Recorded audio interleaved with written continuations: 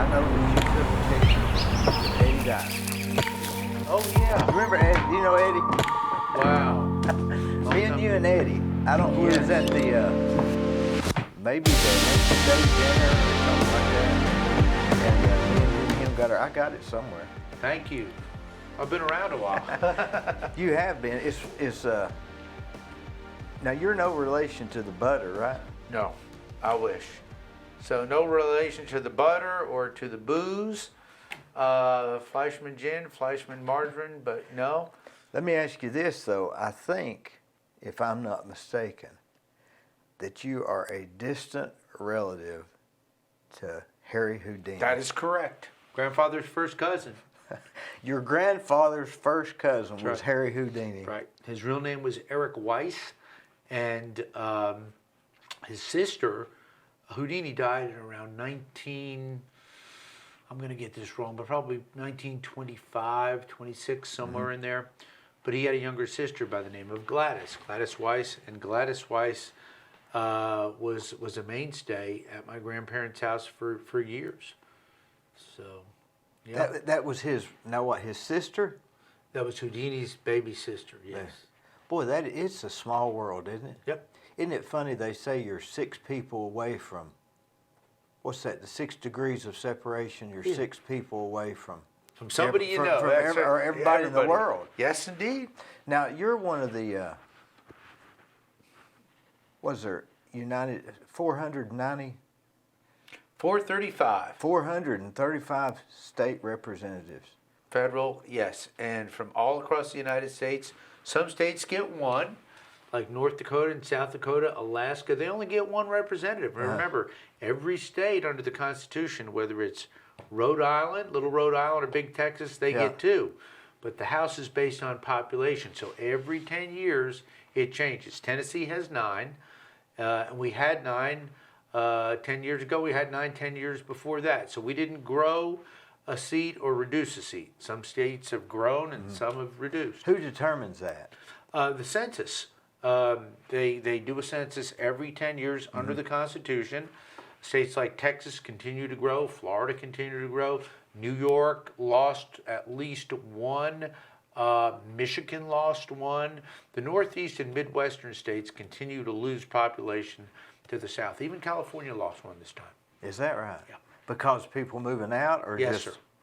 Yep. That's significant. That's significant.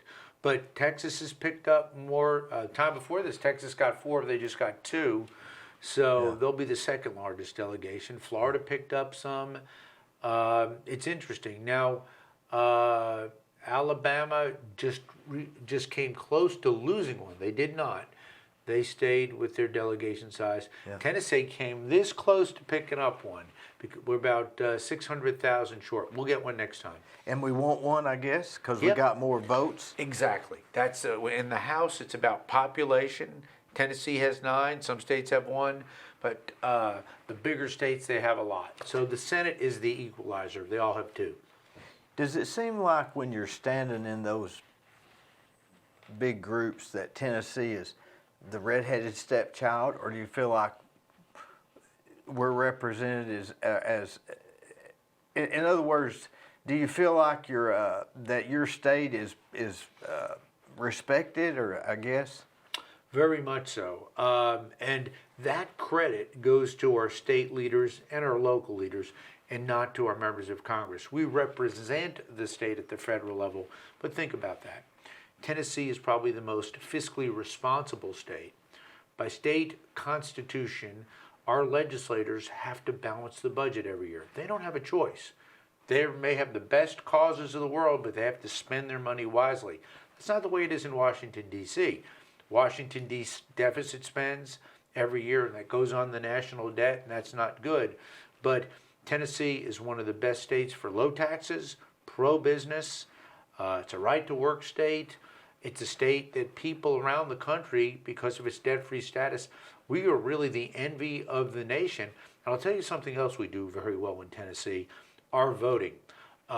Tennessee was chosen as probably one of, if not the best states for voter security and voter accuracy. And that's very important. 1 person, 1 vote, counted 1 time. That is almost a controversial issue right now, isn't it? Very much so.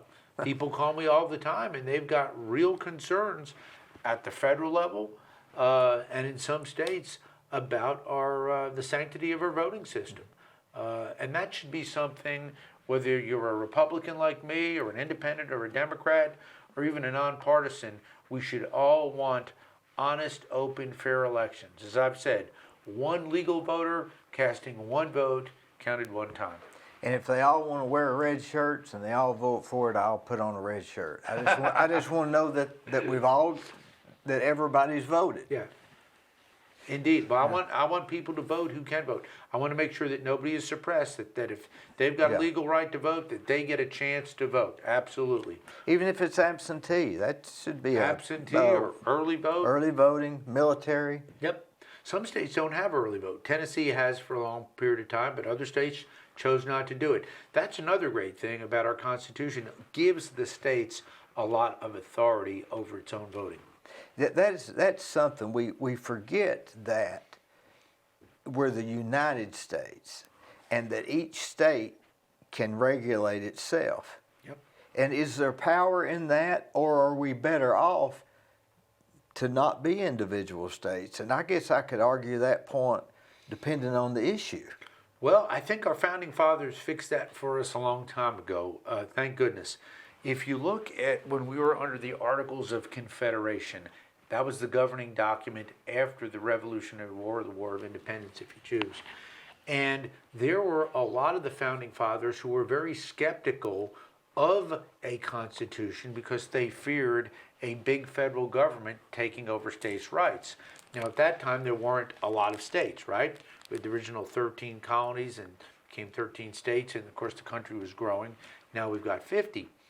But that's why there was such a big debate over the Constitution. Many of our founding fathers really said, yes, we want one. Others said, oh my gosh, we need to protect states' rights. That's why they put the 10th Amendment to the Constitution there, basically saying what the federal government doesn't do, that power is reserved for the states. So we've got to respect that. That's why when people ask me, is something constitutional, I always stop them and I said, well, I'm going to answer that question two ways. And they look at me. I said, well, under the federal Constitution, okay, is it constitutional? But whether you're in the great state of Tennessee or Wisconsin or Pennsylvania, Florida, every state has its own constitution. So you've got to answer that question both ways. And not many people realize that. Yes, you're right. Absolutely. They just think it's the federal constitution. Yeah. But every state, including Tennessee, has its own great constitution. That it's almost like if you had a piece of property, you may have to be under the county zoning, the city zoning, the homeowners association, yeah, and even go as far as saying under my house's, my family's rules. So the United States is sort of the county. I go by these rules. Local government. So the local government and the states can define that more accurate, right, but not to the extent of changing the federal law. Exactly. I guess. Under the Supremacy Clause of the United States Constitution, they can't, local and state cannot do something that is violative or would violate the federal Constitution. Interestingly enough, though, under the state constitutions, more freedoms can be given under the state constitutions than under the federal Constitution. So a state can actually go beyond and give more rights, but can't take rights away. So they can add. Yes. But they can't take away. Sure. Let me give you a prime example. Under the Fourth Amendment, searches and seizures. Remember, I'm a lawyer by profession before I was a congressman. Still keep that Tennessee law degree. There were a lot of search and seizure cases around the country that the United States Supreme Court, under the federal Constitution, said this is a perfectly legal search and seizure and would uphold the arrest. A number of states took measures, whether right or wrong, to basically say, well, that may be okay under the federal Constitution, but they were going to give their citizens more protections and hold those searches and seizures in violation of the state constitution and therefore not allow those. Where'd you learn all this? I picked it up over the years. God bless me with a good memory. So, Is that what it is, memory? Yeah, you read it, you learn it, and thank God I keep it. You retain good? I retain well. It's a blessing. It's my gift. Have you always been that way? Yes. You see it, do you associate it when you... I learn it, I keep it, it goes in my head. It's just like meeting people and learning history and writing. As good as I'm at that, my frailty is on the mathematics side. That's where my Math frailty is your weak point? is my weak point. Yep. Decimals? Anything. Like, Okay. how about on the... I figure tip's good because I always tip real well. I love our service in restaurants, especially right here in Bradley County, Tennessee. So I always give good tips. I always get confused on multiplying fractions because you have to flip one over. Do it. That's all Can't crazy do to me. it. Yeah, that's right. I can remember them doing it, but I can't remember why. I understand. Now, you went to Knoxville, right? I went to University of Tennessee, College of Law, Knoxville from 1983 to 1986. I was 20 years old when I started. They gave me a chance. I was just on Rocky Top yesterday. Just went up there and For the ball game? Yep, saw the old law school. It was really some good memories. Long time ago, but they took a chance on me. I was 20 years old. Now, we're about the same age. Okay. I'm 56. I'm a lot older than you. Not much. Well, I'll be 60 in October. That's not much. Yeah, you look younger. So, now in 1983, I was a senior in high school, and you were doing what? 1983, I was starting law school at the University of Tennessee College of Law. Where'd you go to high school? I had 2 high schools. This is what was sad. I had 3 elementary schools, 3 middle schools, and 2 high schools all across the country. So I actually had 2 high schools.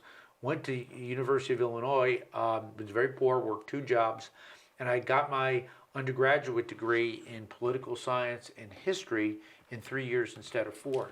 Did you work in high school? Yes. What'd you do? I did a couple of things. I worked for an art firm. I love the arts. There was a company, and I'm going to really date myself now. Do you remember when they used to have posters that they would frame and put on the wall in businesses? Do I? Yeah. Yeah. Late 70s, early 80s. That was a big deal, wasn't It's it? a big deal. I worked for an art firm that if a museum was going to have a show, perhaps a Degas show or a Monet show or an exhibit, a King Tut museum, I remember that, they would do a poster to commemorate that. Well, this firm I worked for basically would buy those posters up and then sell them to framing shops all over and print shops all over the country. And then a corporation, a business, or a person could put that.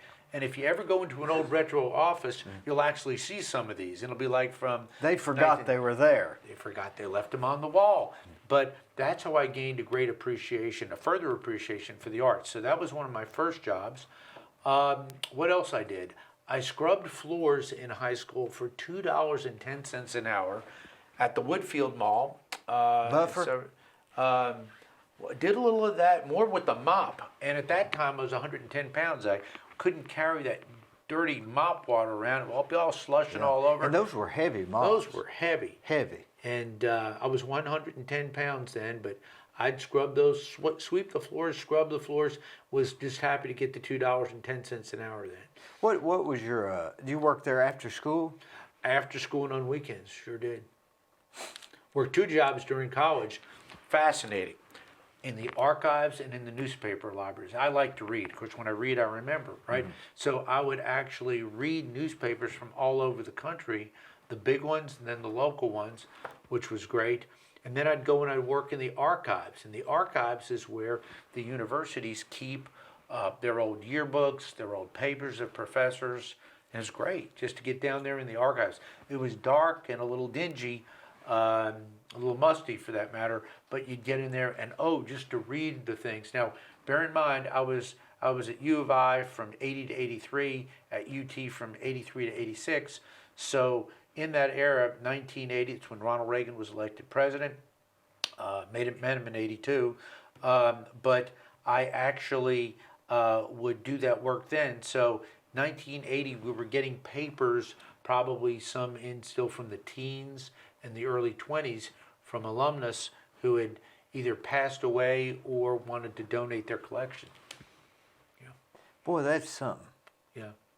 Isn't it funny that back then people always had a job on evenings or weekends? I bagged groceries. I worked on construction sites, and it wasn't do you work? It was where you worked. That's right. And I was thankful to have a job and make that money. And my dad was really poor. He was widowed. We were widowed. My mom died in As you're '77. are you a fellow Paisan? I am half a Paisan. That's indeed. Mom was a full-blooded Genoese, Northern Italian. We lost her early. She got cancer when I was 9, breast cancer. We thought she was cured. It came back when I was 11, and she passed just as I turned age 13. I was an only Golly. child. Yeah, it was tough. And I got mom's religion and dad's politics. So What was her religion? Roman Catholic. Is that So- different than Catholic, or is that Yeah, the same? it kind of is. If you were to ask any of our friends in the Church of England or Episcopal friends, Yeah. they would say they're Catholics, but they're just not Roman Catholics. They're English Catholics, I guess. Or and then of course some of the other churches that are out there. The Poles have a wonderful Polish Catholic church as well. But that was a big part of that. And Dad came from a wonderful mixed background. Mom grew up in the Bronx. Dad grew up in Queens. So they were good parents. I was an only child. They had me late. So she was born in 22. I was born in 62. And they were the babies of their family. So I grew up all with people who were born very early in the last century. And I was exposed to those wonderful Depression era values of thrift, of respect. It was very good for me growing up to get More of a reverence. yes, great, and understanding you don't spend what you don't have, and you eat what's on your plate, all those things. But that's the good news. The sad news is being the baby that I was in the family with such older people, they all passed away very early in my life from natural causes. Some earlier than others, but I was literally left without much family, of course, until I met my lovely wife and had my 3 sons, and God's been good. What was it like growing up in New York? Well, I grew up in New York, New Jersey, Philadelphia, and Chicago. New York was interesting. Lived on Long Island, lived in Hastings-on-Hudson. Remember it was on that good. Seinfeld commercial our Seinfeld episode when George's mother said, "Don't talk to them. They're from Long Island." Yes, yes. That was really the thinking, Well, wasn't it? It is, and of course, as you know, I know Donald Trump very well. Donald Trump is from Queens. Queens is one of the 5 boroughs How of well New do you York. know Donald Trump? Very well. Spent a lot of time with President Trump. I like President Trump a lot.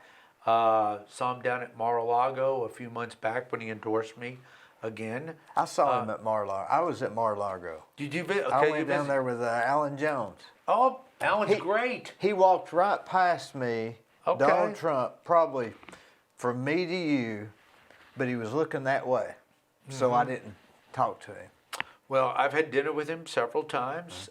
Been with him on At Air Force Mar-a-Lago? One. No, once at Mar-a-Lago, but Air Force One on the airplane. He sits in a thing with those queue lines, they got ropes around his table. Well, it depends on the venue. I have in my den, and it's beautiful, it's cherished. He was having dinner with a group of Republicans in Maryland. We're up in Baltimore, and he had his placard over there that said "The President." It was a white piece of paper and just said "The President."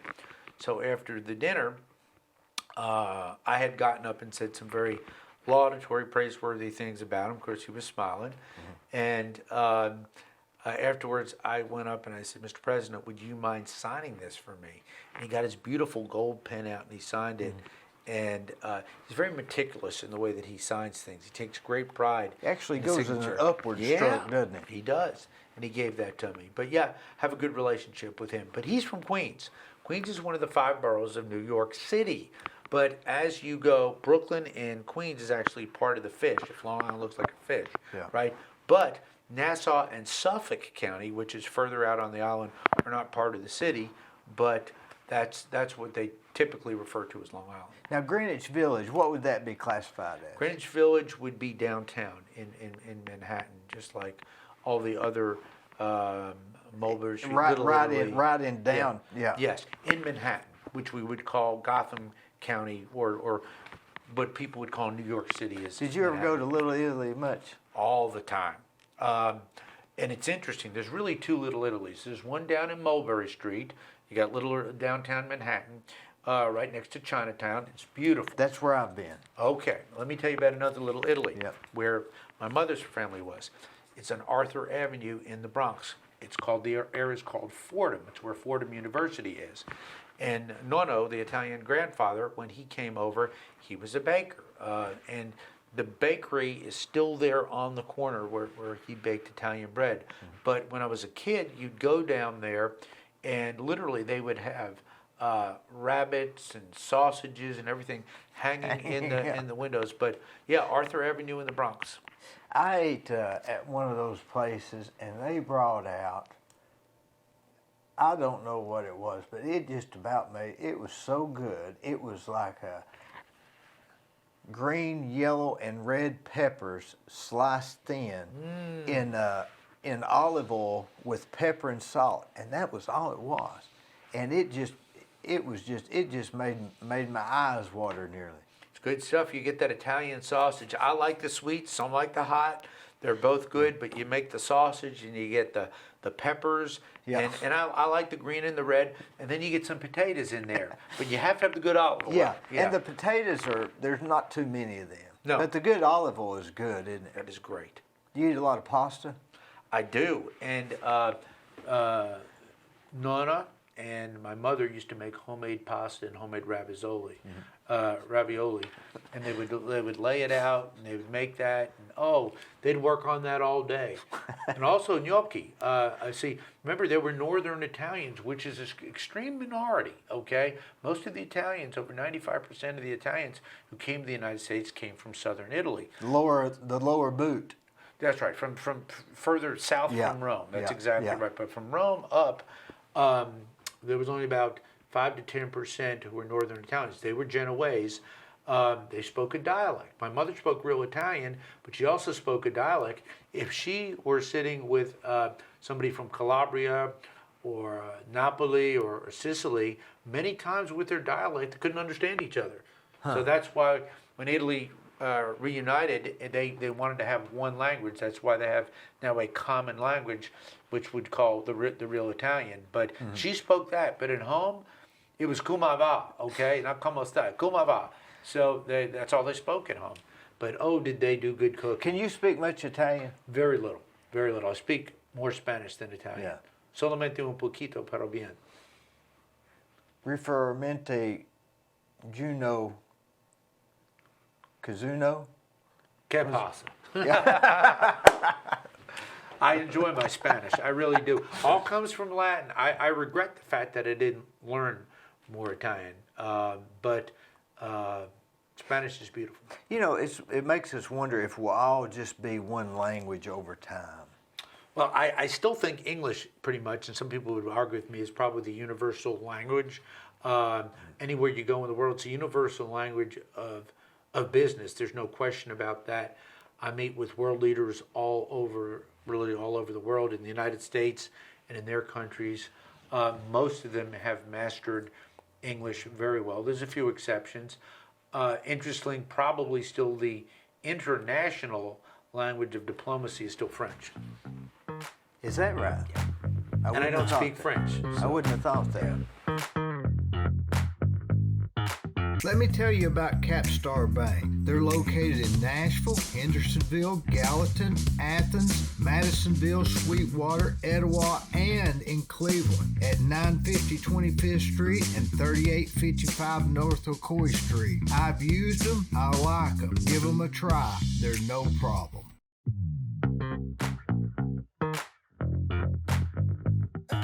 Now, Coup d'etat. 436 of you. 435. 435. 435 voting, and there are some others from the territories, Puerto Rico, District of Columbia. They're members, but they can't vote. Okay, they can't vote on the floor. You know, having you here is a really big deal for me. That's a big deal for me. Not I as hear all much- the people that you reach. So Well, think about it. 435, a guy that can talk to the president. That's really a big deal. well, it's a privilege. It's what I wanted to do my whole life, and I never thought I'd get the chance. I came to Tennessee in '86, opened up the law firm Where'd you meet your wife first? at law school. My wife is from Hickson, a beautiful part of Chattanooga. What part of Hickson? Forest Plaza area. She went to Hickson High School. Cassandra Smith Road, that area? A little bit further, closer to the city. Well, it's all in the city now, Hickson Yeah. is, but closer to downtown. Yeah. So I met her in law school. Her daddy was a very famous lawyer in Chattanooga. What was you doing when you met her? I met her in the law school basement, literally at a vending machine, and I was trying to get something out of the vending machine. What were you trying to get? Probably a candy bar or a cup of coffee. You don't remember what it was? Not then, and I remember just talking with her very nicely. And I'm a big UT fan. I love my balls. And we started talking about Tennessee football, and then nothing happened after that. But I had a really good buddy who kind of carried me through law school. I was 20 when I started. He was 26, almost 27. And I thought he was an old man. Yeah. And he'd been in the military, and he really just looked out for me. Called him Captain Jim, and he used to sit next to me in class because he would help me a lot. And he showed up late, and she sat down next to me. The rest was history. So she brought me home to the family, and but we opened up in '86. Why Knoxville coming from Queens? Great question. At that time, if you recall, I had been at the University of Illinois Right. for 3 years. I had 1 year of high school in Chicago. So we'd moved all over. Remember the threes? Yeah. Elementary school, middle school, and then 2 high schools. So I was literally like the man without a home base. So when I graduated from Illinois, and I had a 4.88 on a 5.0 scale, Phi Beta Kappa, Magna Cum Laude, all those other honors. They told me at UT's law school, they sat down with me, they said, we don't think you're going to make much of a lawyer. That's what they told me. And I said, well, gee whiz, why? Give me a chance. The University of Tennessee College of Law at Knoxville called me late and said, would you like to come visit? And I came down, and they said, we really want you to come here. So I said, goodness gracious. It was a good ABA-approved law school. At that time, it's still a very good law school. So that's where I went. What did you know about Tennessee at that time? Great story. I love Little Debbie cakes, okay? Love them all, okay? But I used to, in college, kind of live on them a little bit. It was poor, so I got me a box of Little Debbie's Swiss cake rolls. And this is about 1982. 59 cents a box. Yeah, Something like that. Yeah. And loved every bit of it. And it said on there, this is how God's got a great plan. It said on there, official snack cake of the 1982 World's Fair That's right. in Knoxville, Tennessee. And I looked at that box and I said, good gosh, why would they put a World's Fair in a place called Knoxville, Tennessee that I'd never heard of? Who in their right mind would ever go there? Okay? Within less than a year, I was in Knoxville, Tennessee, happiest man That in was your America. sign. And it was my sign. So you're right. I prayed a lot. I said, God, send me where you want me to go. Do you And that's believe where God I'm at. really works that close in our lives? Totally. I've seen it. It's happened too much with me to not believe it. It is. God hears our prayers, and God's got a plan for everybody. Gives everybody a gift, and I'm just really thankful. I'm going to be 60, as I say, in about 2 weeks. I've been truly, truly blessed, overwhelmingly. Yep. Well, now, when you got here to Tennessee, Hickson, did you think, what in the world have I done here? I've landed here? Or was it wherever she was you were going? I was lucky because I had 3 years in Knoxville.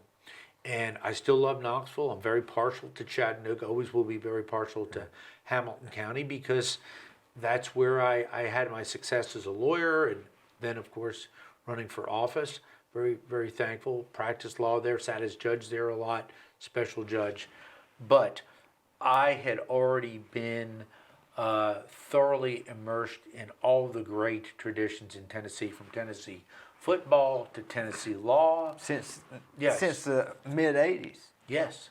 No state income tax. I mean, my goodness.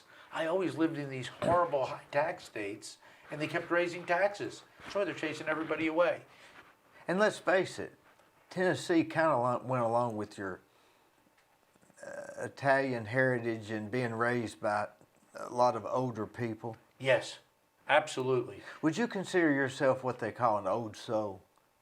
I am. I'm very steeped in tradition.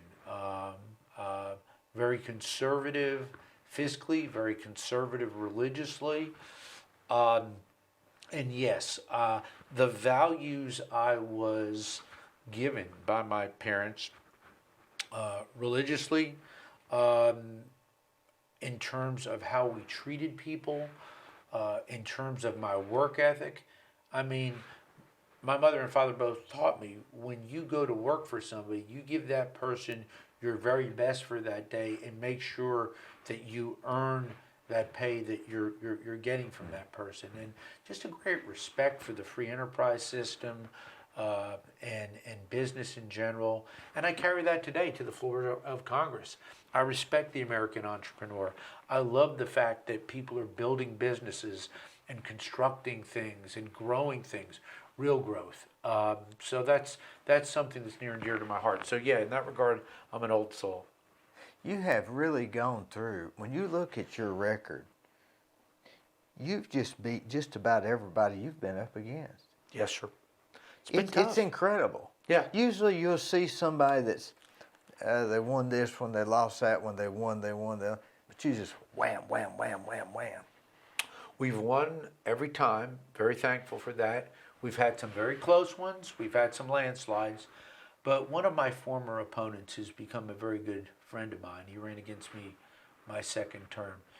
He said something to me that was very nice and was wonderful because I try to heal up with people. We've not healed up with all of our former opponents, but most of them we have. I think you need to be gracious when you win and gracious when you lose. Mm-hmm. My dad taught me that on a golf course. But be that as it may, I would say this. He turned to me one day and he said, after I beat him, he said, Chuck, I felt a calling from God to run against you and run for Congress. But he said, after seeing you, there's a calling from God that you be the congressman. He was convinced of that. What a good statement. Yes. That was Scotty Mayfield. I'll give him credit for Scotty that. Mayfield? A wonderful man. Wore the bow tie. Wore the bow tie, just a great, great person. And you take a guy like him, I mean, it's not like he wasn't well known. Yep. My first polls to him, candidly, when we ran, we had just had, remember, I won in 2010, we redistricted. I lost 2/3 of Bradley County in redistricting. We've got it all back now. But think about that. We ran polls, and our own poll, okay, in our counties, I was down 55 points to him. 55 points to him. Everybody loved him. And At they the should have. beginning. Yes. And I was the incumbent congressman. I remember going to the restaurants in Cleveland and they were working him. I mean, they were wanting him to win. Sure. Absolutely. It was a big deal. It was. And we were very fortunate. I was an underdog, clearly, in my first 2 races, and maybe arguably in the 3rd race as well. But since then, we've done very well. We've built a great coalition, not only in the 3rd District of Tennessee, but really across the state. I've helped people throughout the pandemic with COVID, banks that were having problems getting their resources to their customers. And once we figured it out, we had banks from all over the state calling us. We just helped people. Just the right thing to do. Do you think that that your knowledge of history helps you to win, or do you think it's your work ethics? All the above. Or I believe that I don't know. I think maybe it's you've got a charisma about you that's Well, thank you. That's you know, it's like ask me a question sort of thing. Sure. And that's what a public servant should be, not standoffish. Well, thank you. Somebody told me that. I think you've read that right the other day. They said they had dealt with a lot of people in public office their whole life. They said I was the most approachable politician they'd ever met. And I think that's good. And one of the things I really like is when I meet a young person who is learning about our government. They may be in high school, they may be in college, and they've never really met an elected official before. And it's first impressions. If I'm accessible, if I can answer their questions, if I can spend a little time speaking with them, then they're going to go away with a greater appreciation for our great republic. And I almost think that supersedes your positions on stuff. Yes. I really do. For most people. I've got people. subcontractors in the construction business. Yes. They can do a not so good job, but if they're nice to the customer, they can get away with it. Yep. I can have a guy that's really good, kind of a smart aleck to the customer. Nothing he does it works. That's just human nature. I think you're right. When you were mopping back in those days, did you have to move for the customer? Well, I had to get there before the customers. We used to open up like 6 in the morning, and first thing you had to do was sweep out everything. Yeah. So You got to sweep first. That was sweep first. So you get all the dirt, but you'd get a few nickels and dimes Yeah. and quarters under the Yeah. chairs too. Yeah. So that was good. So when you're making $2.10 an hour, you're glad to get that change. Before school? This was on the weekends and then after school at night. Sometimes you'd close down. That was even harder. Do you remember all the friends going out on Friday or Saturday night, but you thought, I got to be over there at 6 a.m.? Tell you the truth, because we moved around so much, I didn't have the group of friends. I was always sadly left alone and alone. I spent a lot of time alone because when you move from school to school and you're taking out of that, and thank God that's why I was able to have my sons grow up in the same community. I have friends of theirs come up and say, "Oh, I remember I went to kindergarten with Chucky, or I went to middle school with Jamie, or Silverdale Baptist with Jeffrey." It's just wonderful. I didn't have that. So I really didn't miss that because I didn't even go to my high school prom. I didn't know anybody. I'd just been there a year. You didn't have those long relationships where they got to know you and you know them, and that's a big deal. Best relationships ever, UT College of Law.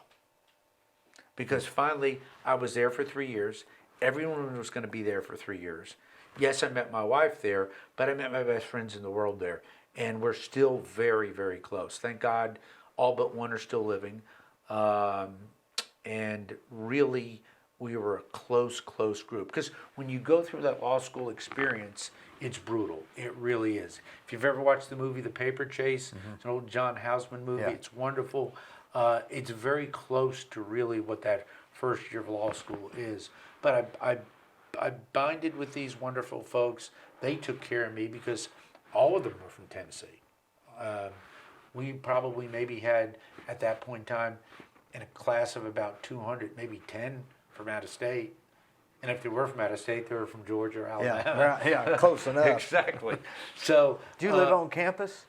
I did. I lived in married student housing out on Sutherland Avenue. Were you married then? I wasn't. They let graduate students live in there, and the trains would go by. Literally, these were old, I think, World War II concrete structures, and the trains would come by and shake, and the cinder blocks would rub, and it would come down on you.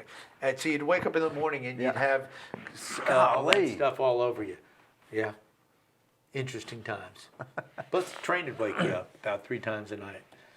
Well, Tennessee is really, if they all knew how good it was to live here, we would have a problem. People are finding out. They're coming in from all over the United States. I hope they have Tennessee values. Some are glad to get away from the high tax, high regulation states of the far west and the Midwest and the Northeast. But sadly, I've had some new constituents come up to me and say, well, look, you're a very nice man, but I don't particularly care for your conservative voting record. And what they're doing, they're leaving their states like Illinois that will never get fiscally sound, or like California that will never get fiscally sound, and they're coming to our state, but they're wanting services that fortunately Tennessee taxpayers have said, look, no, we're going to keep our low tax base and not have to have an overwhelming amount of government services. But they're coming. It's like saying Walmart doesn't sell caskets. Yeah. We don't do that That's here. right. That's right. I mean, there's got to be trade-offs. I mean, even like in Illinois or Chicago, that's where they have all those concerts that are free and the fountains that are free, and Yeah. but they're not free. They're not free. Comes out of that tax base. And you spoke about local government. One of the things I'm so strong about is keeping local property taxes low. It bothers me when a county or a city raises property taxes on people, because if you own a piece of property, you're probably either paying on a mortgage or if you've got it paid off. But if they raise the property taxes, and I saw this in the Northeast and the Midwest, people couldn't, they always had a great cause, right, to raise local taxes. But what happens then? People can't afford the taxes on their homes. We had homes that were little itty bitty homes. This is 30 years ago, 40 years ago. Taxes of $20,000, $25,000 a year. I just talked to a friend of mine in Nashville the other day. I said, what do you pay on property taxes? He said, what do you pay on your house in Ottawa? And it's a pretty nice house. I said, gee whiz, I think it's about $2,400 a year, and that's okay. Mm-hmm. He said, try $25,000 a year for mine. It's terrible. He says it's getting crazy. So that's why when local government, I still think our most important government is local government, then state government, and then us at the federal level, because the closer to the people the government is, the more responsive it needs to be, and the more it can do to really affect the lives of the people. And it knows more about the nuances of that specific area. Yes.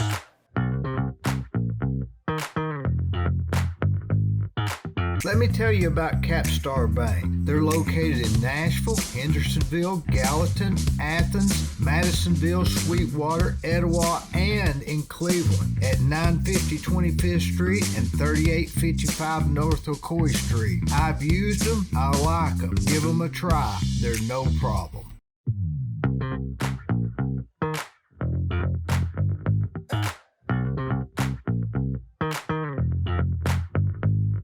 Hello, I'm Dee Burris, and most of you know me as a general contractor. In October of 2020, I started a podcast that I call The Discussion with Dee Burris. Each week, I have conversations with interesting, informative, and fascinating people from Cleveland and Bradley County and the surrounding areas. You can watch the discussion at deeburris.com on YouTube and Facebook, where we would ask you to please subscribe, it's free, for updates and notifications of new shows. It's no problem.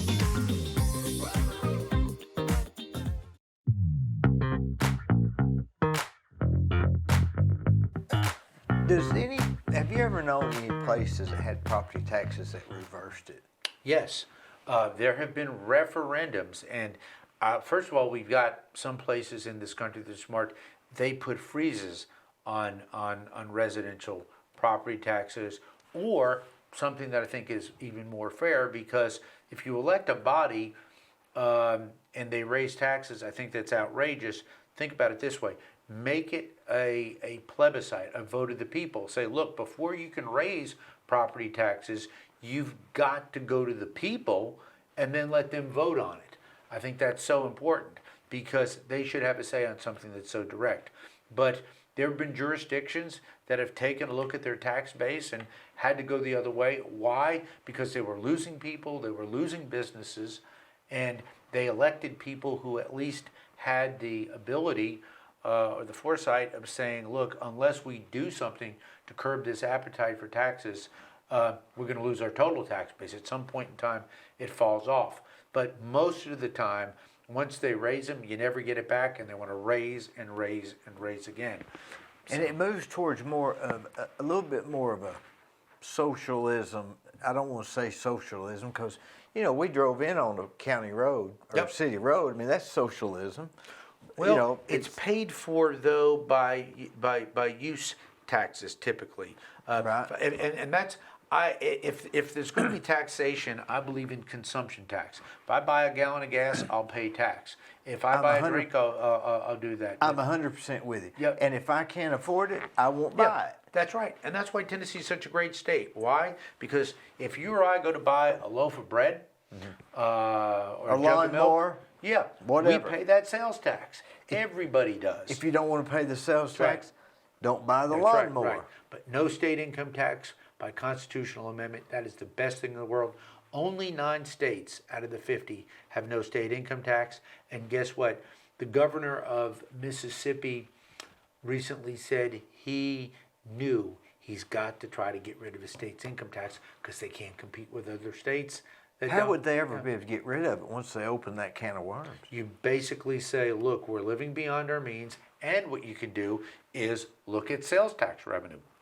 Tennessee, sales tax revenue is booming. Good times and bad. You're always going to have to buy necessities, or sometimes when you buy luxuries, you pay that tax on it. Our coffers are full. We balance our budgets. It works very well, and we leave people's income alone.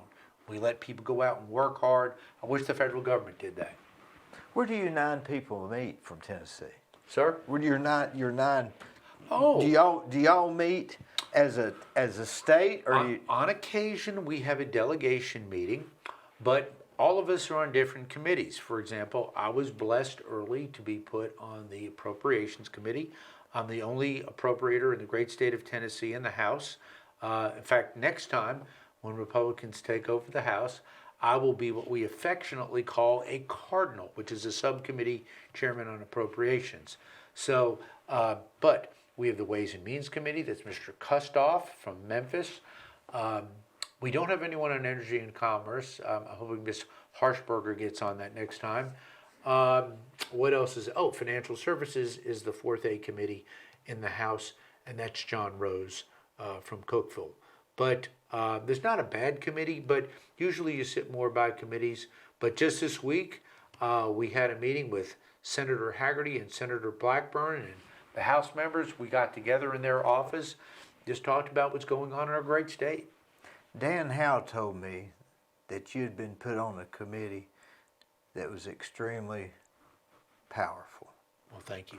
Yeah. And is that what he's talking about, the He's appropriation? talking about the Appropriations Committee. It's a very unique committee in Congress. The Appropriations Committee is the committee in Congress that handles all of the discretionary spending for the entire federal government. The leftover money, as we say. Sadly today, yes. In 1980, when my friend Hal Rogers, who's still the Dean of the House now, went to Congress, 75% of spending was discretionary, 25% was mandatory. Hold that thought. It's switched around now. So 75%, 70 to 75% is mandatory, 25% is discretionary. What is mandatory spending? Mandatory spending is Social Security, Medicare, Medicaid, 85% of Obamacare, interest on the national debt, and some other things. What does that mean? That means it automatically reoccurs. We don't appropriate it for it. It happens automatically. Therefore, it eats up most of the budget. What's on the discretionary side? You'd be surprised. Defense, education, Department of Energy. But when I tell people that defense is on the discretionary side of the budget, they're surprised. Yeah. It's not mandatory. But appropriations does that. So Dan is right. That is probably the committee of committees in Congress. It's special. It's tough to get on, and it's tough to move up. As a matter of fact, we have a steering committee that every other committee in Congress, A, B, or C committee, the chairman gets to pick its members. So if I wanted you on my committee, I would do that, it'd be fine. It has to be members of Congress, obviously, right? Correct. Yeah. But being on the Appropriations Committee, it's not just the chairman's choice. The entire steering committee has got to approve an appropriator. And they do with me. That's a great thing. Knock on wood, and I love it. Yeah. When you're sitting there in Washington, do you ever think to yourself, boy, I'm so proud of myself? No, I say I'm so thankful to be here. If you look at where I came from, only person in my family to get to go to college, was told can't do, won't do, every which way, okay? You won't be a good baseball player. I became a great baseball player. You can't do this, you can't do that, you can't go to law school. When I ran for office, many people were just stunned. It's like, well, you can't win. Why are you even running? I mean, I heard that time and time and time again. So I sit back sometimes when I'm on the House floor and during a vote or a vote series, which sometimes can be 3 or 4 hours, can be very lengthy. And I just sit back and I say, gosh, how did I ever get here? So Do you feel a weight of responsibility? yes, every day, 24 hours To me, a that day. would overshadow the proudness of it. Like, You're man, so right. what am I going? What should I do here? You're so right. Because every decision, you could argue both sides, couldn't you? On You a lot of could, things. You could, but I'm going to show you. I carry it with me all the time. This is my official voting card. Mm-hmm. Okay, it is also my official ID. So if ever I get stopped, Yeah. they said, "You remember, Congress, you're wearing one of them buttons." Yeah. Well, these are a dime a dozen. Okay, Yeah. they're nice to have, Yeah. but this is the thing that kind of certifies me, and it's my voting Yeah. card too. And there's only 435 of them. 435. They don't all vote. I've got one of the highest percentages of voting in Congress. You talked about that weight of responsibility. Yeah. Sometimes people say, well, Chuck, why don't you just come home and miss those votes? And I'll say, I'll tell you why. If I don't cast that vote, 706 to 710,000 East Tennesseans didn't have a say in that. Yeah, we want you there. Exactly. It's almost like that. A Few Good Men. Remember that scene when he said, "You need me on that wall. You want me on that wall." There you go. And I mean, that's my job. If you don't show up and do your job, you shouldn't be there. That's my view. I wouldn't vote for a guy that wouldn't try to get up there and vote. Yeah. I don't care what it's about. There are some members that haven't been up there in a couple of years, sadly. Do you think that people are? Well, I was on the planning commission for Oh, wonderful. for years, like Thank you. 23 years or something.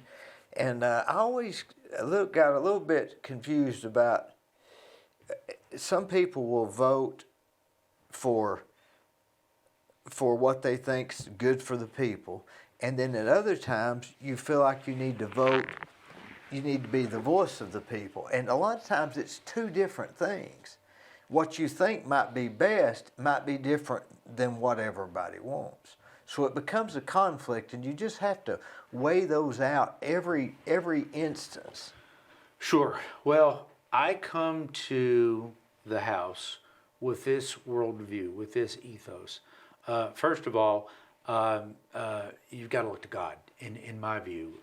My Christian faith is very important. And people say, does that affect the way you vote? Of course it does.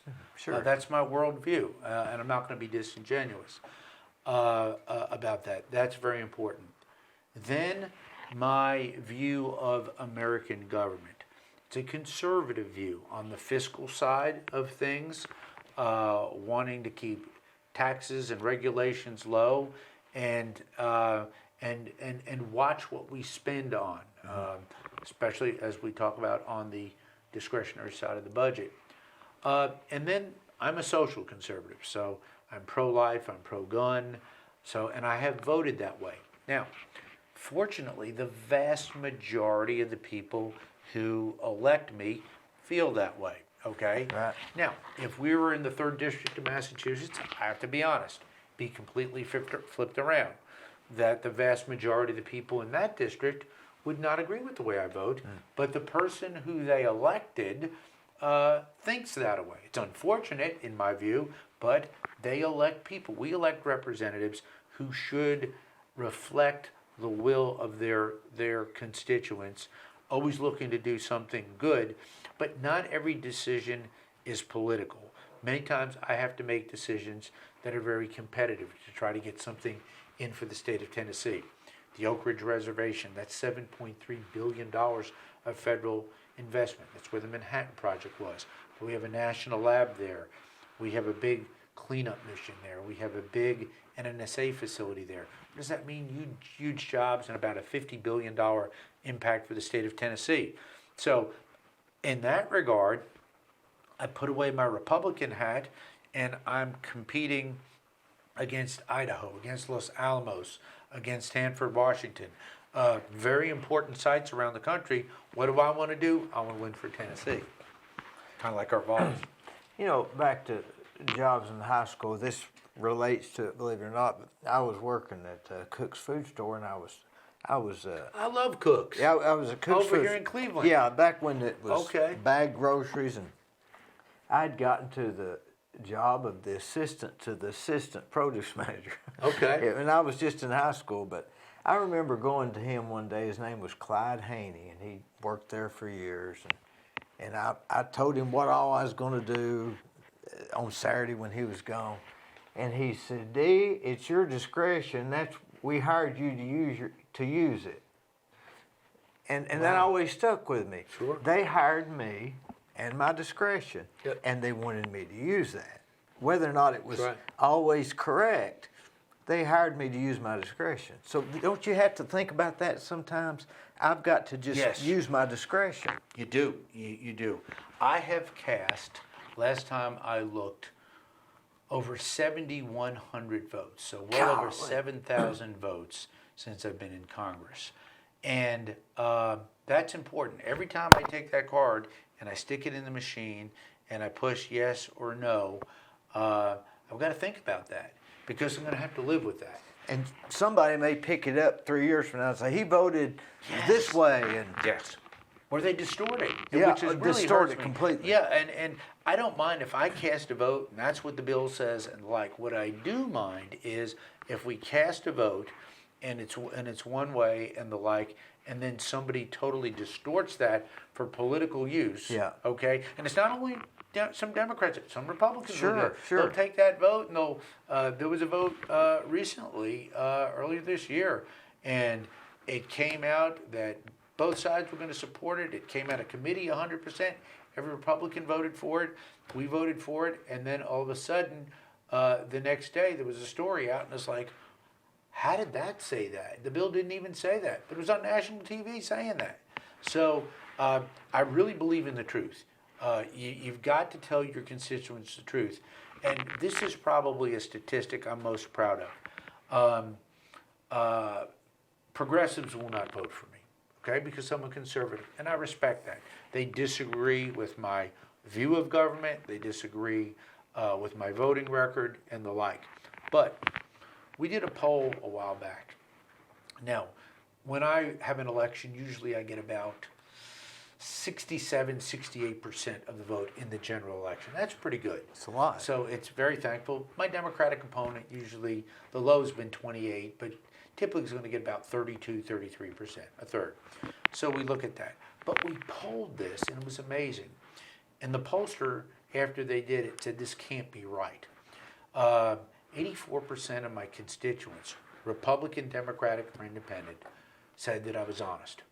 And they didn't have a client anywhere near that. So they didn't believe the polling data. They said I'd be wrong. They went back and repolled it and came back at 84% again. So I will have some progressives call me upset with my voting record. Chuck, why do you like Donald Trump so much? Chuck, why did you vote this way? And the like. But at the end of the day, with our constituent service, where we help a lot of people, and the fact that I'm there working hard every day, these people sometimes say, look, I like you, I'll just never vote for you. But there's a level of respect at some level. And it's worth something to not have those people bashing you, Yes. isn't it? Yes.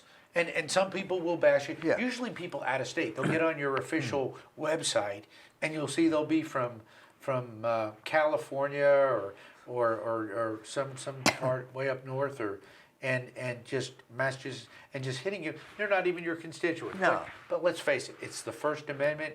God bless them for it. Let them criticize me all day. That's why we have our Bill of Rights. And the First Amendment being the freedom of speech. right? Amen. That's right. And the right to assemble. And yes, free speech. Boy, that used to not be controversial, didn't it? No, In that you're sense. right.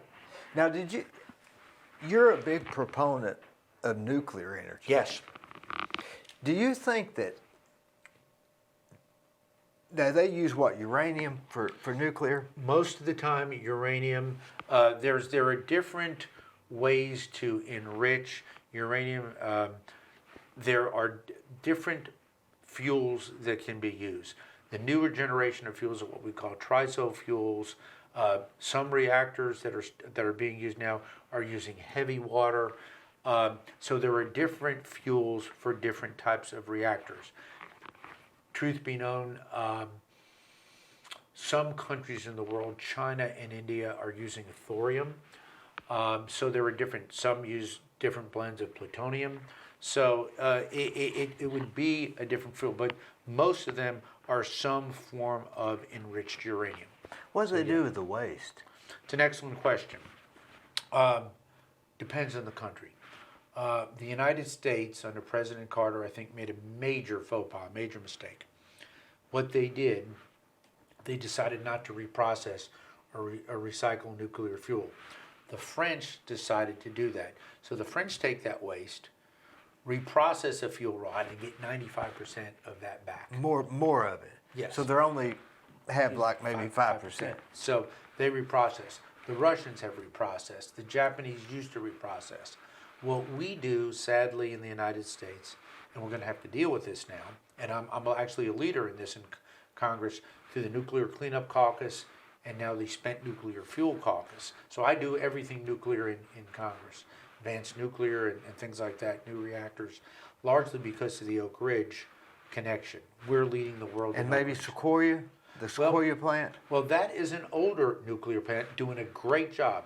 We have the only bigger ones that are being built now are like Vogel in Georgia, but you've also got these older nuclear plants that have outlived their life cycle, which is great. They could go another 20 years. California wants to shut theirs down, which is crazy. They need power. Their governor wants to shut it down. The other day, they came out finally and said, you know what, maybe we need to keep it open another 5 months. The reality is they need to keep it open indefinitely.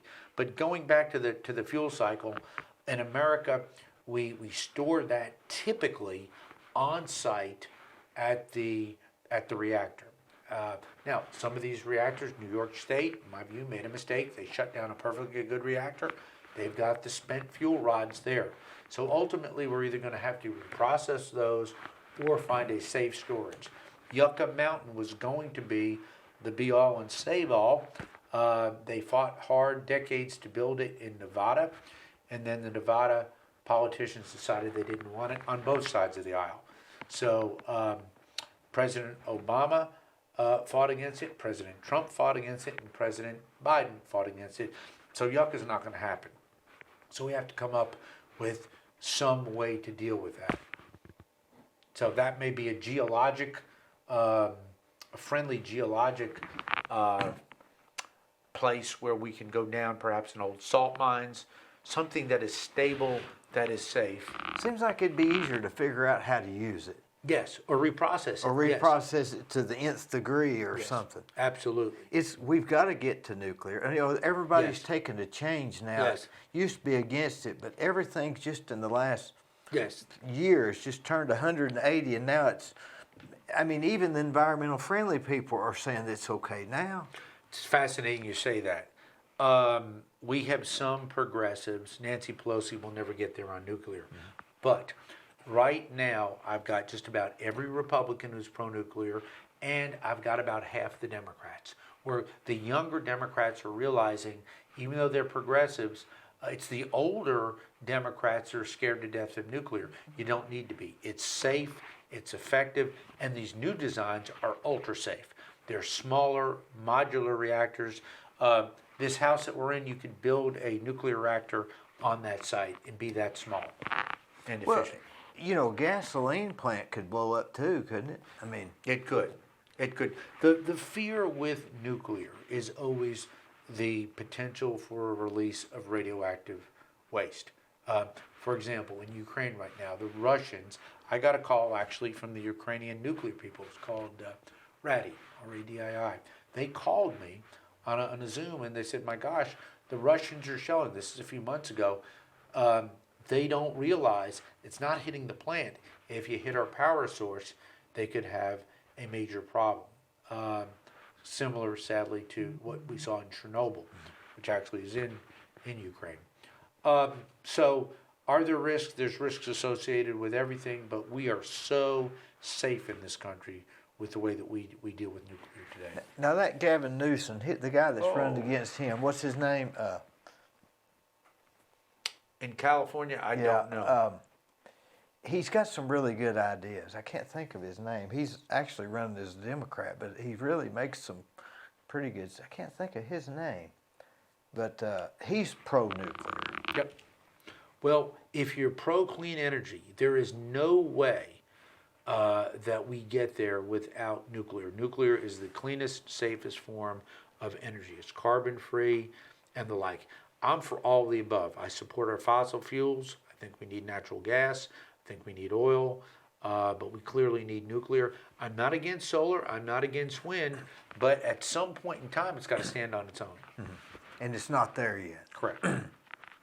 Boy, there's a lot of complicated questions in there. Yep. You read up on this stuff of even? Constantly. I read up, I get briefed. I'm in the minority, meaning my party, the Republicans, are in the minority in the House. I'm supposed to get 2 subcommittees. I took 3. And the reason for that is I just enjoy what I do, and the more things I can learn about and touch, the more I can help. Do you how many seats does the Republicans have versus the Democrats? We are about 5 or 6 short right now. You know, isn't it crazy Need that we're even having a conversation about who's got how many on each team? Yes, it's 218 you have to get to, and that it's interesting you say that. You talk about the party system. Right now, we pretty much have a 2-party system in the United States, Yeah. Republicans and Democrats, and I'm a Republican and proud of it. But it's fascinating. You go back to the founding of our republic, our founding fathers knew that there would be political parties, okay? And they played for that. But what did you have? Whigs, all different types of names. In fact, there was one time a Democratic Republican Party. That's what it was called. Yeah.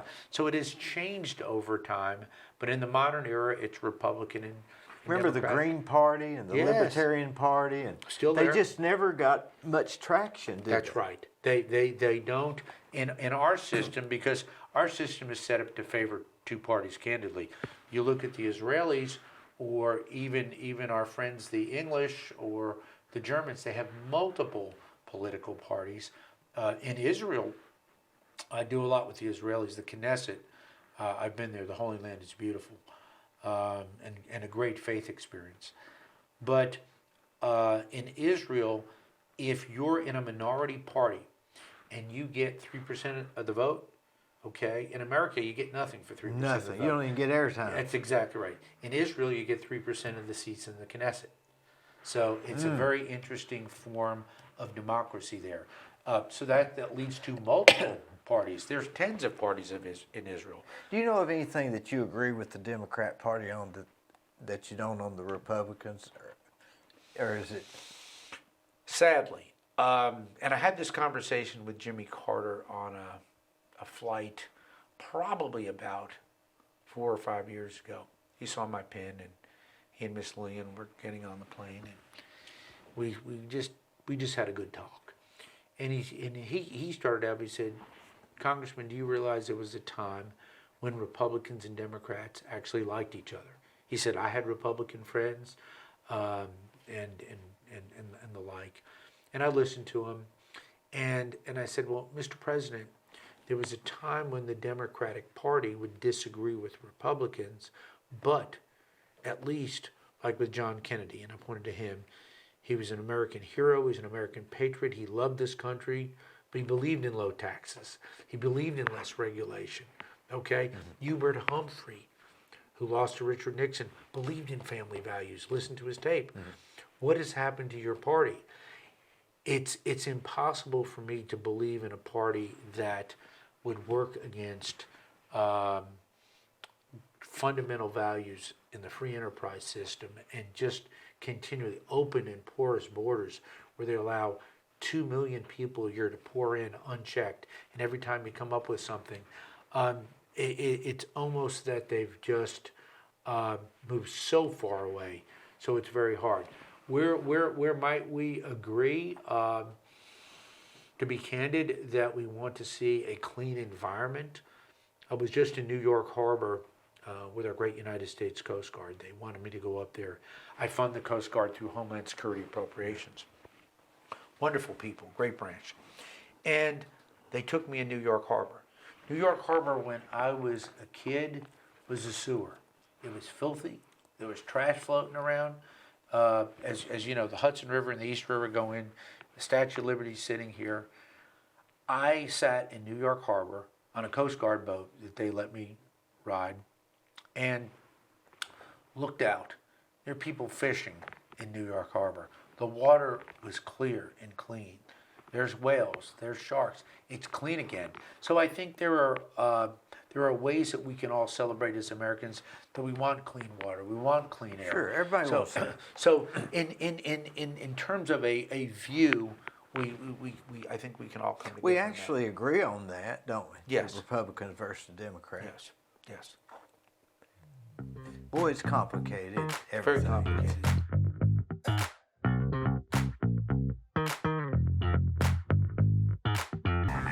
If you want residential or commercial plumbing, give Rick's Plumbing a call, call Jason or Josh. They'll do you a good job. I use them. I've used them for years. They're no problem. Come on, woo! What?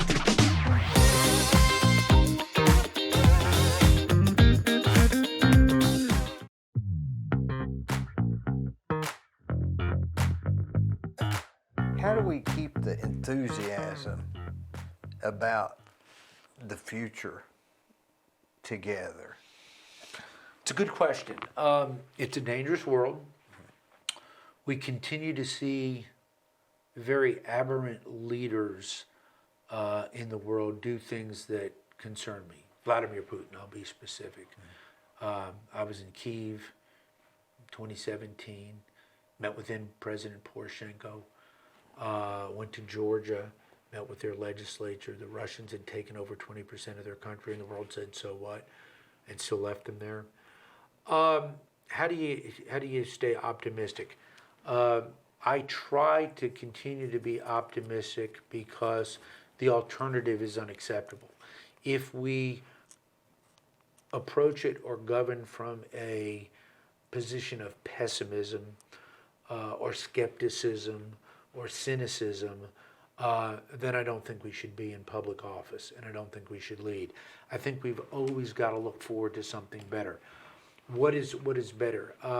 The grasp of technology of the young people. I get around these 20-plus-year-olds, sometimes younger, and they show me how they use their gadgets and technology. It's incredible. They can use any gadget, but if I start talking to them about the Constitution, I didn't know that was in that. Did you ever read it? No. Went into a school a couple months ago, 200 seniors. How many of you read the Constitution? 4 hands went up. So, And two were lying. yeah, maybe. But, so I think from my standpoint, offering a message of hope. One of my earlier supporters, great fella over in Franklin, Tennessee, sat down and wrote me a check in my first campaign. I said, what do you want? And he says, I'll tell you what I want. Whenever you give a speech to a group, I don't care if it's a group of PhDs or students or something, and you're talking about things that need to be corrected, always give some examples of things that are going right, so you leave them with some hope and some optimism. And that resounded with me, and I've always tried to do that. That's sort of a Dale Carnegie technique. isn't Yeah, it? To be gosh, positive. I remember Dale Carnegie. Yeah. Did How you to have win that? friends? No, but how to win friends and influence people. Never right? criticize, condemn, or complain. There you go. Gosh, that's a throwback. A good one.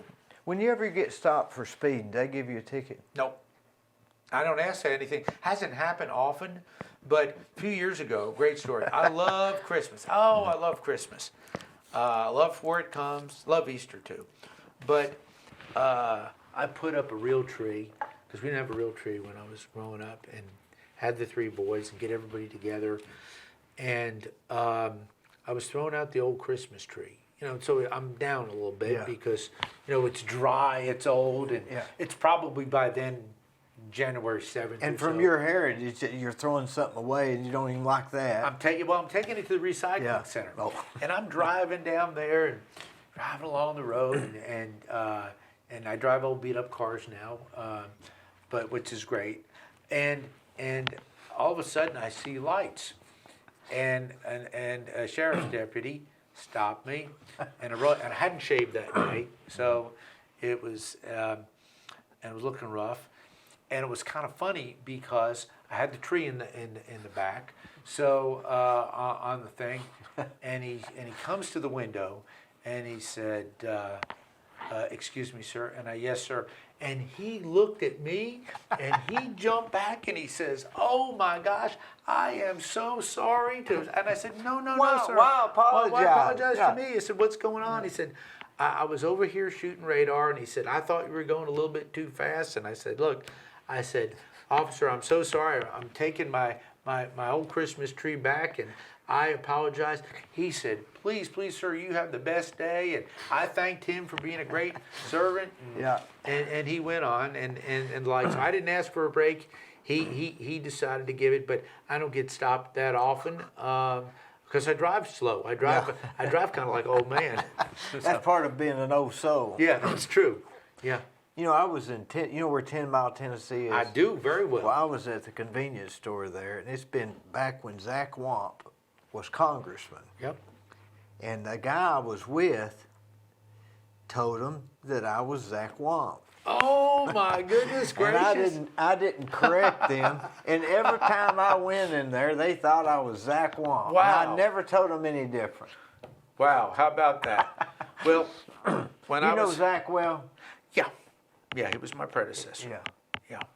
Or you like living in Chattanooga? Well, you live in Ottawa, right? I live in Ottawa. That's right, I sure do. Which is an unincorporated area of Hamilton County, which now cannot ever be annexed by the city of Chattanooga, which I love. But what does that mean?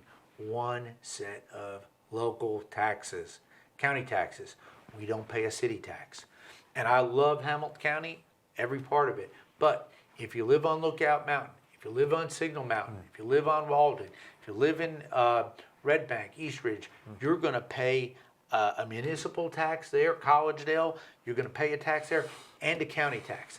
That's why we've got to be so careful about local taxes. Places like Ottawa Yes. that and even Cleveland that are restricted like that are going to become a really advantageous place to live. Absolutely.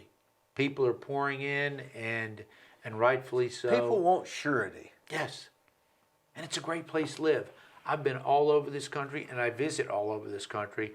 I am always glad when I land in the Chattanooga airport and get in my car and just drive all over my 11 counties in East Tennessee. And I go border to border. So I've got Hamilton County in the south, but I've got Scott County on the Kentucky border. I've got Scott and Campbell and Morgan up there. That's yeah. like Yes, I'm north of Knoxville. Yeah, great it's people. like a little narrow strip, right? Yep. Well, right now it's kind of like an hourglass. Goes like this and then back up. But now with all of Bradley County is 110,000 people. Hamilton's got 350. So Hamilton will be my biggest, followed by Bradley, and then Anderson, which has got about 7,600. But I've got McMinn, Monroe, I've got Roan. Do you have an opponent this time? I do. I do same as last time. Or you can't go. You can't operate that type of an election like you could local county commissioner where you're knocking on the door. Amen. Amen. Is You are it, so is right. it even? Is it? It's. Now remember when Lamar Alexander walked the state of Tennessee? Yep. Different time, different place. And you have hit on something that a lot of people who run for office never realize. If you're going to run, very, very good thing for school board or city commission or county commission, and it's a smaller pool, you can knock doors, you can do mail and things like that. But if you're going to reach now, the new district probably will have about 780,000 constituents. Remember, the state grew, but we didn't get any more districts. So I'm going to go from about 706, 710 to about 780. There is absolutely no way that you can reach people just by knocking doors or putting up signs. Now is that 750,000 voters? Yes, people. So how many would vote in that? Of course, you don't know. You don't know if they're know. going to It vote or ebbs and not. flows. That's right. You have to assume they're all going to vote, right? I guess. Well, There will be a certain amount of eligible voters, but there's big swings. I've had, in some of my elections, 150,000 people vote, and other times a lot less. So, and sometimes more, sometimes 200,000. well, how do you cover it all? There you go. Because there's no newspaper to speak of now, right? Well, that's TV.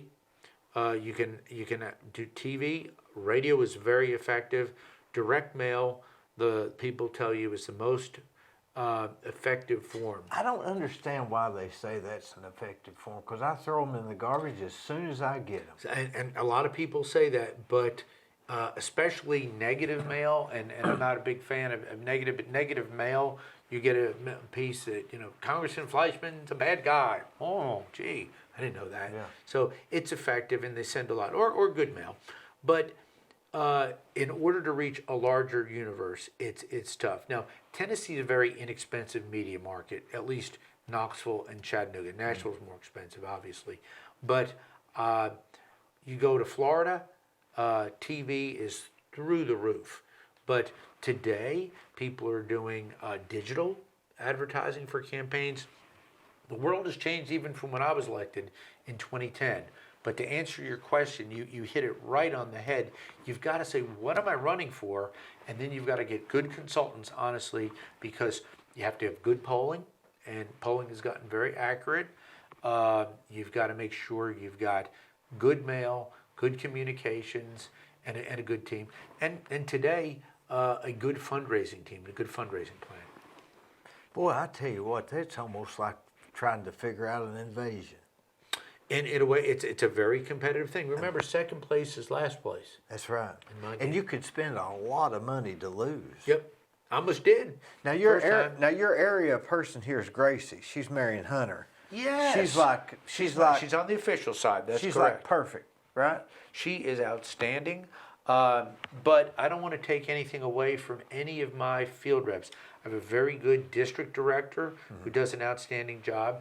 Gracie has, on the official side, all of Bradley and Hamilton. And then I have a lady in my Athens office. Gosh, I love McMinn County. Athens is just a beautiful. We have a little office in the courthouse up there. It's great. It's where Ronald Reagan gave his tax letter speech. Then I have a lady there who has McMinn, Monroe, and Polk. Up in the north, I have a lady who has Scott, Campbell, and Morgan. And then I have a lady up there who does Anderson and Roan. So they all do that. But Gracie does an outstanding job. She went to Lee University, knows this community so well. Real friendly. And that's where it helps. That's a great, because she's from here. And when you're from an area, you know people, you know what people are thinking. So when I'm doing my job, if she were to call me and say, Congressman, you got a vote that's going to, I want to let you know the people of Bradley County are here on this issue. She's going to get right. You got to have people like that. Yes, sir. You got to have them. Yep. I was just up in Tellico the other day. Wonderful boar and bear hunters. Well, I love Tellico. 350. Where'd you go up there? I went up to Tellico High School. They asked me to come up. They're surprised I came up. They were having a problem with one of the federal agencies. I said, we can't believe that you came in from Washington to see us. And you know what I did? I looked in that room and I told them the truth. I said, I've sat with President Obama. I've sat with President Trump. I haven't sat with President Biden yet because I don't know who he sits with or what he does, in all due respect. But if he wanted to sit with me, I would. But I sit with his cabinet members and I talk to them one-on-one. I said, I represent each and every one of you. The least I respect, I've got to come in and face you all and address your concerns. That room fell in love with me. Do you get sort of do you get to see like Chuck Schumer and Yep. Mitch McConnell? And, All the time. see, I would almost be I don't want to say, what do they call that when you see a celebrity and you're. I'll tell you what it's like. It's like being in a movie and you're like an actor and you're in the cast. You're not the star of the show, but you're in the movie. And I can turn on turn on the news at night and I look and I say, I know her and I know him and I just spoke with them. Or the Secretary of Homeland Security called me today and we argued about this or that. Secretary of Labor comes in and sees you. And now I've been in 3 administrations now because when I was elected, the Obama administration was there, then the Trump administration, now the Biden administration, but they all have different cabinet officials. But again, getting on appropriations. Senator Alexander came to me when I was a freshman, and he was very kind. He said, I think you're extremely intelligent. He said, I haven't quite really met anybody else in public office in a long time like you.